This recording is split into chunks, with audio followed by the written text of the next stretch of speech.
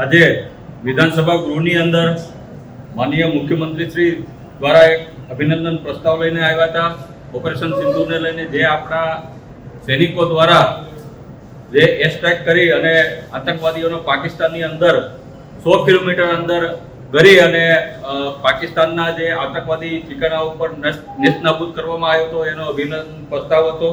એને ધારાસભ્ય તરીકે મારું સમર્થન આપવામાં આવ્યું છે.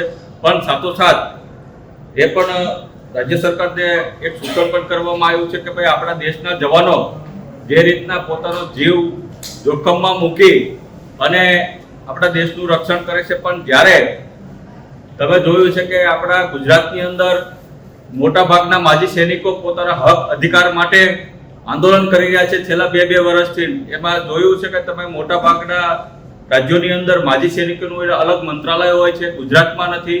માજી સૈનિકોને તમે જોયું છે કે ભાઈ સરકારી નોકરીમાં અનામત આપવામાં આવે છે, પણ ગુજરાતમાં ક્યાંક ને ક્યાંક અંશે એ અનામતનું પાલન કરવામાં નથી આવતું.